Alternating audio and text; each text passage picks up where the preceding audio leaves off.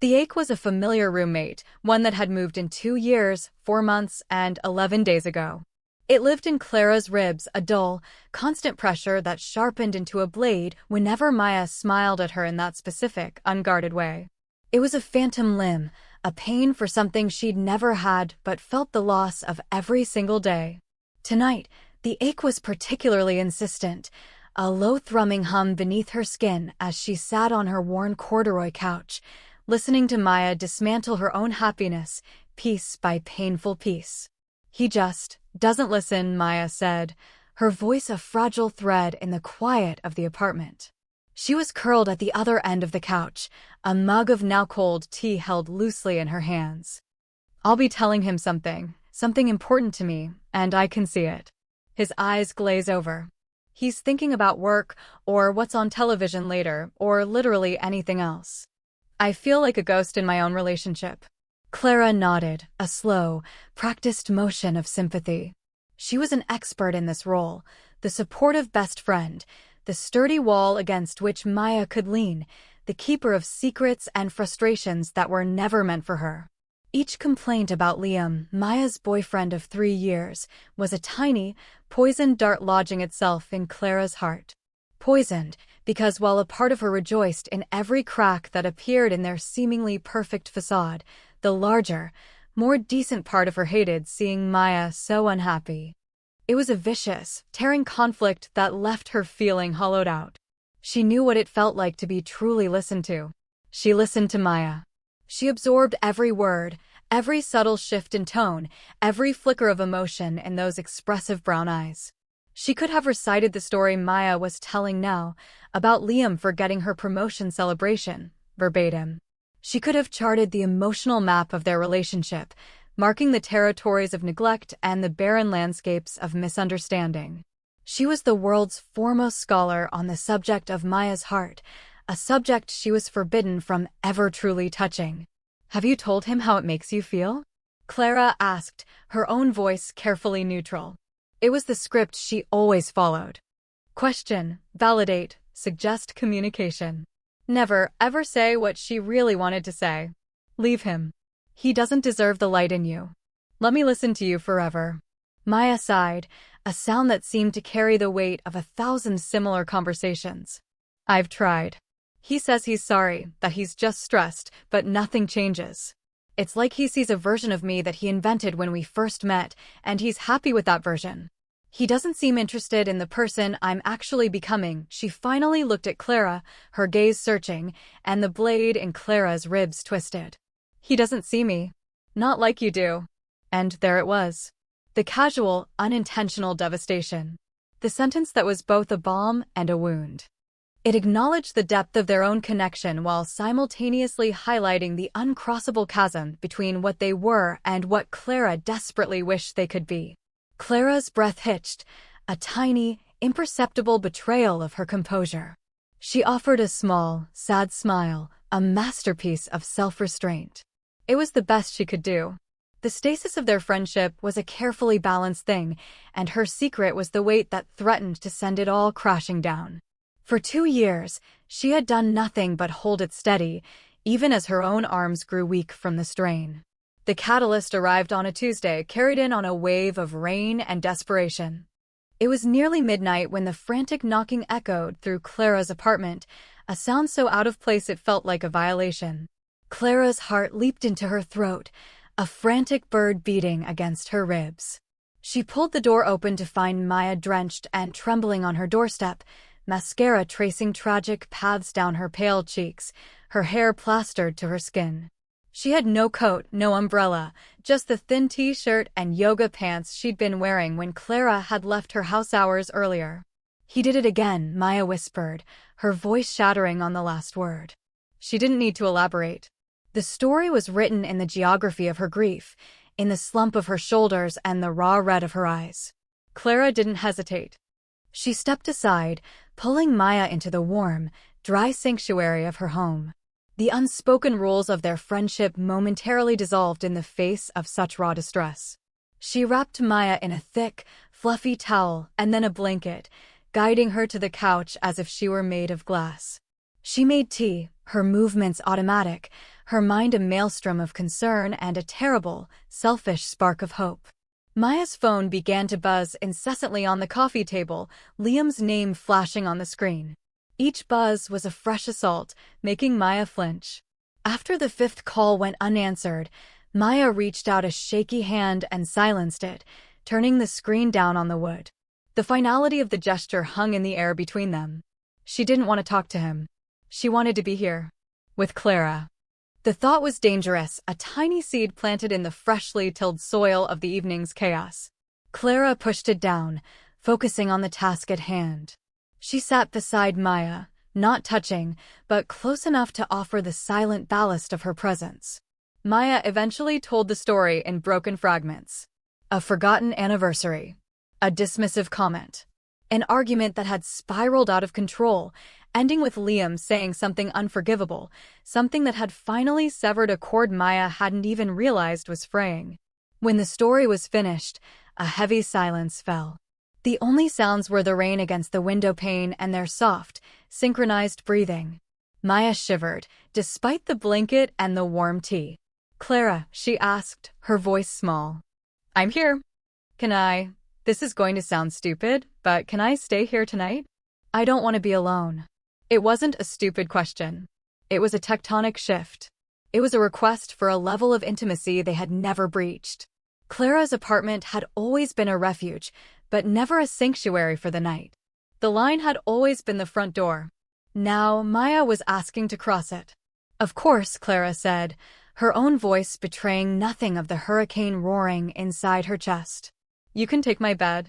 I'll sleep on the couch." "No," Maya said quickly, turning to face her fully. Her eyes were wide, vulnerable, pleading. "I don't want you to sleep on the couch. Can I just sleep in here with you? I mean, on the couch? Or, I don't know. I just don't want to be alone in a room." The unspoken request hung there, shimmering with implications. Sleep with me. Not in the biblical sense, but in a way that felt almost more intimate, more terrifyingly profound. To share the quiet, unconscious hours of the night. To be vulnerable in sleep.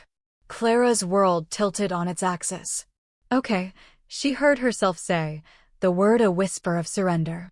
"Okay, Maya," the old rules were burning away, and she had no idea what new ones would rise from the ashes. She only knew that she was terrified, and that she wouldn't have said no for anything in the world. That night laid a new foundation. Maya went home the next morning, a fragile truce negotiated with Liam over the phone, but the apartment felt different after she left. It retained the ghost of her presence, the scent of her vanilla shampoo on the couch pillows, the memory of her sleeping form curled under a blanket just a few feet from where Clara had pretended to sleep. A line had been crossed, a seal broken. The charged conversations began in earnest. They were no longer just about Liam's failings, but about something deeper, more fundamental. A week later, Maya was back on Clara's couch, this time by casual invitation, a shared pizza sitting between them. "Do you ever feel like you're just playing a role?" Maya asked, pushing a piece of crust around her plate. "Like, with guys. There's this script you're supposed to follow. The supportive girlfriend. The cool girlfriend who isn't needy. The sexy girlfriend. It's exhausting trying to be all of them, and I don't think any of them are actually me." Clara's heart did a slow, painful somersault. "I think everyone feels a little like that sometimes," she offered, the diplomatic, safe answer. "But do you?" Maya pressed, her gaze intense. "With the people you've dated? Did you feel like you were performing?" Clara thought of the few, forgettable men she had dated in college, before the quiet, world-altering realization of her feelings for Maya had eclipsed everything else. She remembered the feeling of profound disconnection, the sense that she was going through motions she learned from movies, a pantomime of affection that felt hollow and strange. Yes, she admitted, the truth slipping out before she could stop it. "I always felt like there was a piece of glass between me and them. Like I could see what I was supposed to be feeling, but I couldn't actually feel it." Maya stared at her, a look of profound recognition in her eyes. "That's it," she whispered. "That's exactly it." A piece of glass, she fell silent, processing this, and Clara could practically see the gears turning in her mind, reevaluating her own history through this new lens. The physical contact, once limited to brief, friendly hugs, began to escalate with a subtle, unnerving grace. It started with small things. Maya's hand would find Clara's arm when she was making a point. Their knees would touch when they sat on the couch, and neither of them would move away. A hug at the door would last a few seconds too long, a silent communication passing between them in the space of a shared breath. Clara became a hyper-vigilant observer of these moments. She catalogued each touch, each lingering glance, each soft smile that seemed meant only for her. She was a scientist studying a beautiful, terrifying new phenomenon, and the data was overwhelming. Her body had become a live wire, humming with a constant, low-grade electricity. Every brush of Maya's fingers against her skin was a jolt, a spark that threatened to ignite the tinder of her long-suppressed hope. Then came the movie night. It was a phrase that had become their code for quiet evenings of comfort and unspoken tension. Movie night? Maya would text, and Clara's entire week would reorient itself around that simple question. Tonight, they were watching some forgettable romantic comedy, the kind of film they usually mocked. They were squeezed together on the couch, sharing a bowl of popcorn, their shoulders and hips pressed firmly together. The proximity was a comfortable agony for Clara. Halfway through the film, as the on-screen couple was having their predictable third-act misunderstanding, Maya shifted. Clara braced herself, expecting her to move away, to create a space that would allow Clara's racing heart to quiet itself. Instead, Maya did the opposite. Slowly, deliberately, she uncurled her long legs and hooked one of them over both of Clara's. The contact was electrifying. It was not a casual, accidental touch. It was an anchor, a claim. The weight of Maya's leg across hers was a physical manifestation of the emotional entanglement that had been weaving itself around them for weeks. The warmth of her skin seeped through the thin fabric of their pants, a radiating heat that spread through Clara's entire body. The air left her lungs in a silent rush. The movie, the popcorn, the room itself, it all dissolved into a meaningless periphery. The only reality was the solid, undeniable pressure of Maya's leg over hers. She risked a glance at Maya's face. Maya wasn't looking at her. She was staring at the television screen, her expression placid, as if this were the most natural thing in the world. As if she hadn't just shattered Clara's universe with a single, simple movement. Her hand, which had been resting on the cushion between them, moved. Her fingers found Clara's, lacing through them with a gentle, questioning pressure.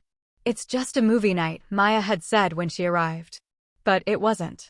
It wasn't just a movie night anymore. It was a confession. It was a question. It was a dare. And Clara, her heart hammering a frantic, terrified rhythm against her ribs, squeezed Maya's hand in reply. Clara began to notice the small, devastating details. They were tells, unintentional glimpses into the seismic shift occurring inside Maya. She saw it in the way Maya's gaze would soften when she thought Clara wasn't looking, a look of unguarded tenderness that made Clara's breath catch. More than once, during a conversation, Clara would see Maya's eyes drop, for just a fraction of a second, to her lips. The moment was so brief it was almost imperceptible, a flicker of thought that Maya herself seemed unaware of, but for Clara it was a lightning strike, illuminating everything. Maya started talking about the future in a new, unsettling way.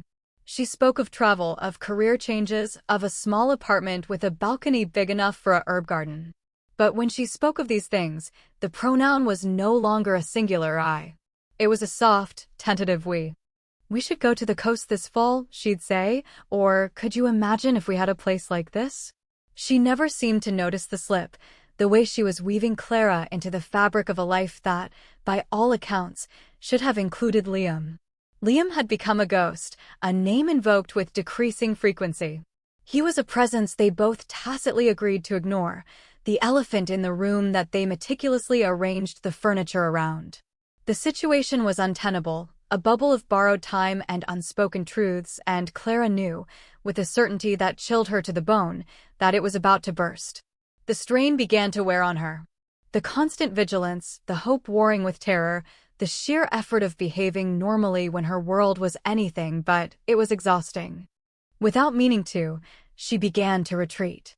She answered texts a little more slowly. She invented excuses to cut their evening short. She built a small, protective wall around her heart, brick by painful brick, because the hope was becoming more dangerous than the ache had ever been. Of course, Maya noticed. She was as attuned to Clara as Clara was to her. It happened on a Thursday. Clara had just claimed a headache to end their phone call, a flimsy excuse that felt like sawdust in her mouth. 10 minutes later, there was a soft knock on her door. It was Maya, holding a small paper bag. "I brought you soup," she said, her expression a mixture of concern and something else, something more resolute. She walked past Clara into the apartment, placing the bag on the counter. She didn't start unpacking it. She just turned, her arms crossed, and fixed Clara with a look that pinned her to the spot. "Your head doesn't hurt, does it?" It wasn't an accusation. It was a simple statement of fact. Clara's throat went dry. "Maya, I'm just tired." "No," Maya said, her voice quiet but firm, cutting through the excuse. "It's more than that. You've been hiding from me for 2 weeks. You're here, but you're not here. It feels like that piece of glass you talked about is between us now. And I want to know why." The directness of it stole Clara's breath. This was it. The confrontation. The point of no return. There were no more shadows to hide in. "What aren't you telling me, Clara?" Maya asked, her voice softening, pleading. She took a step closer. "Please. Whatever it is, you can tell me. You know that." The irony was a physical blow. "I can tell you anything. Except for the one thing that mattered, the one truth that underpinned every moment they'd spent together for the last 2 years." The silence stretched, thick and heavy with everything unsaid. Clara's mind raced, searching for an exit, a lie, a deflection. But looking into Maya's earnest, worried face, she found she had nothing left. It was Maya who broke the silence, who finally gave voice to the ghost that haunted them. She took another step, closing the space between them until only a few inches of charged air remained. Is it because of me?" she whispered, her gaze dropping to the floor. "Is it something I'm doing?" When she looked up again, her eyes were shimmering with unshed tears. "Because I know things have been different. With us. And I know it's confusing." Her voice dropped even lower, becoming a confession meant only for Clara's ears. "It's confusing for me too. My whole life, I thought I knew what I wanted. I thought Liam was what I wanted. But it was all just a role. A part one was playing. And then I'm with you and there's no role. There's no script. It's just easy. It's real." She took a shaky breath, the confession tumbling out of her now that the dam had broken. "And I lie awake at night, and I think about how it feels when you smile at me. And I think about the way your hand felt in mine on the couch. And God, Clara, I've been thinking about kissing you." The words hung in the air, incandescent. "I've been thinking about kissing you." Clara felt the world stop. The air crystallized. Every sound in the city outside faded to nothing.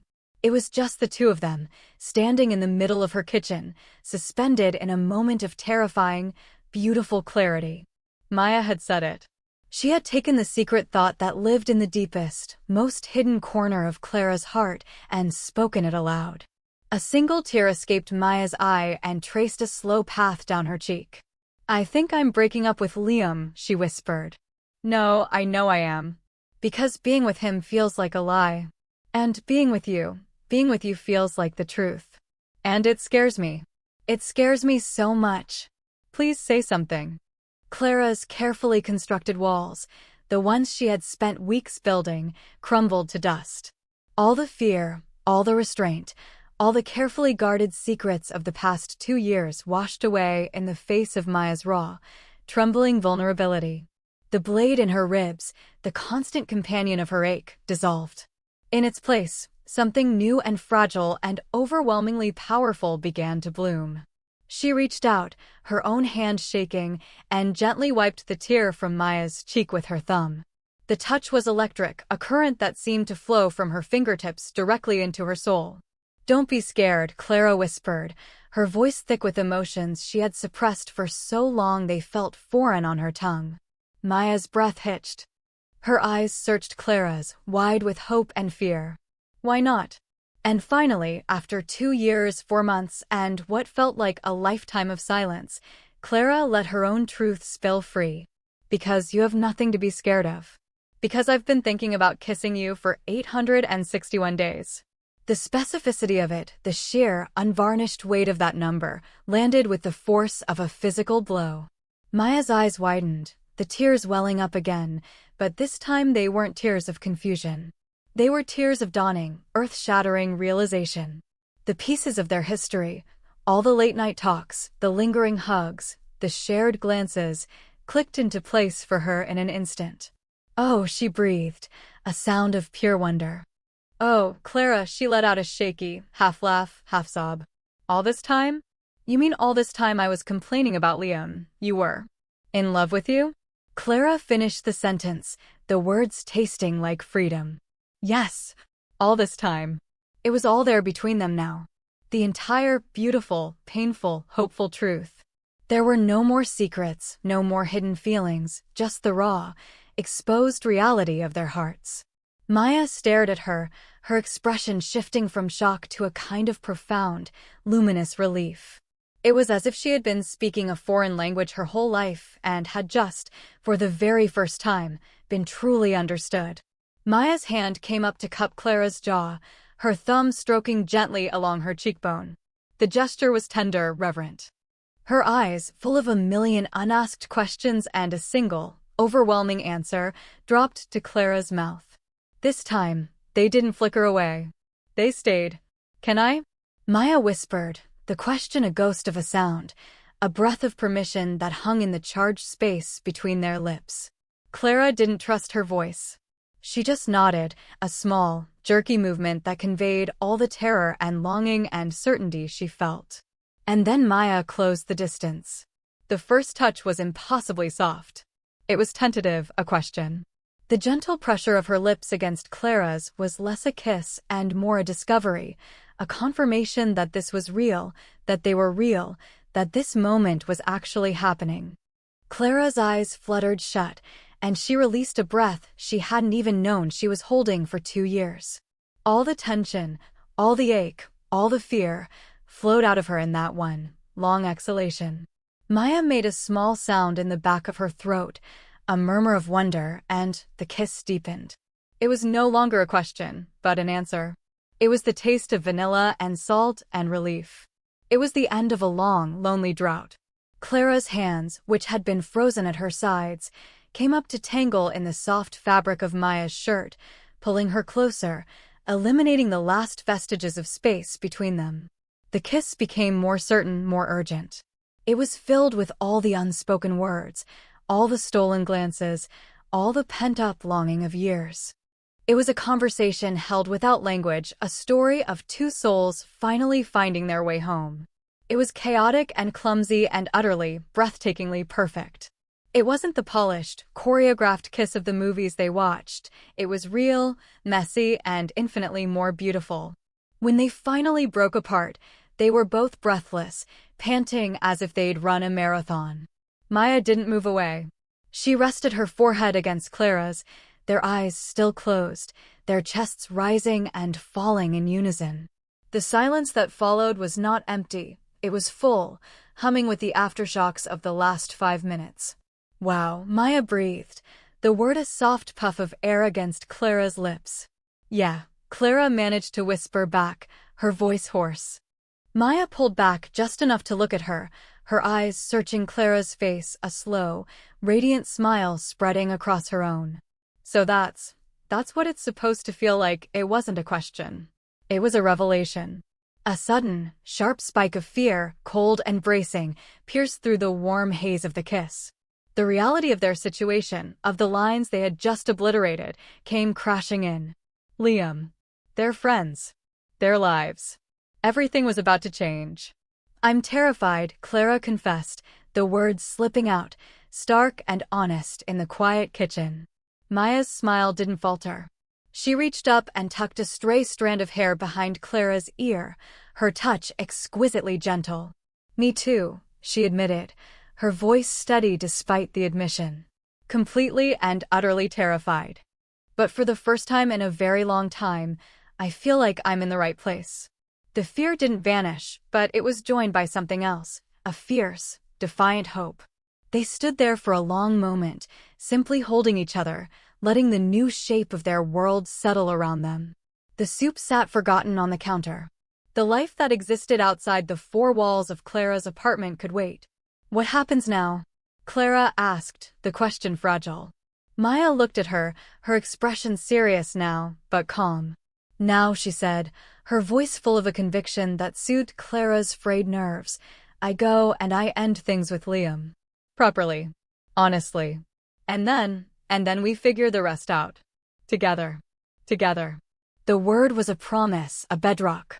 Later, curled up on the couch where it had all begun to shift, they started to talk, really talk. They unspooled the past, laying it out between them and examining it in this new light. Maya recontextualized her own history with a sense of dawning clarity that was both painful and liberating. It makes so much sense now, she said, tracing idle patterns on the back of Clara's hand. Their fingers were intertwined, a casual intimacy that already felt like second nature. Every time Liam would disappoint me, my first thought was always, Clara wouldn't have done that. When he didn't listen, I would think about how you always hear what I'm not saying. I was measuring our entire relationship against what I had with you, and it always came up short. I thought that was what friendship was. I didn't know I was comparing my boyfriend to the person I was actually in love with. The quiet confession sent a fresh wave of warmth through Clara, healing places she didn't even know were still broken. All the years she had felt like a ghost, a secret keeper, she had actually been the standard. She had been the constant, the benchmark for what real connection felt like. They made a decision that night, not with grand pronouncements, but with soft whispers and intertwined hands. They would take it one day at a time. They would be brave. They would be honest. They would figure it out together. 3 weeks later, the morning light slanted through the kitchen window, illuminating dust motes dancing in the air. The scent of coffee filled the small space. Clara leaned against the counter, a mug warming her hands, and watched Maya water the small collection of herbs on the windowsill. There was a basil plant, a pot of mint, and a sprig of rosemary. The start of their balcony garden. Maya had moved in a week ago. Not with a moving truck and a formal discussion, but piece by piece, an accretion of belongings that signaled a more permanent shift. A toothbrush in the bathroom. A stack of her favorite books on the nightstand. Her ugly, comfortable sweater draped over the armchair. The apartment, once solely Clara's sanctuary, now felt like theirs. It had expanded to hold the shape of their shared happiness. The breakup with Liam had been difficult, but clean. Maya had been honest, and while he had been hurt and confused, he hadn't been cruel. He was a memory now, a figure from a past life that felt increasingly distant. Maya turned from the window, a small, contented smile on her face. She walked over to Clara, wrapping her arms around her waist from behind and resting her chin on Clara's shoulder. They stood like that for a moment, swaying gently in the quiet of the morning, falling into a rhythm that already felt as natural as breathing. You're thinking so loudly, Maya murmured into her ear. Clara smiled, leaning her head back against Maya's. I was just thinking about the ache, she said softly. The ache. The one that used to live here, Clara said, placing a hand over her own heart. It's gone. I keep checking for it out of habit, but it's just not there anymore. Maya tightened her hold, pressing a soft kiss to Clara's temple. What's there instead? Clara considered this. She thought of the journey, the quiet pining, the terrifying hope, the explosive relief of the first kiss, and the gentle, steady peace of this new normal. She thought about the fear and the bravery it had taken from both of them to cross the chasm between friendship and love. She turned in Maya's arms to face her, looking into the warm brown eyes that no longer held any confusion, only a deep, unwavering affection. Home, Clara said, the word encompassing everything. It just feels like home. Maya's smile was the most beautiful thing Clara had ever seen. Then we're both exactly where we need to be.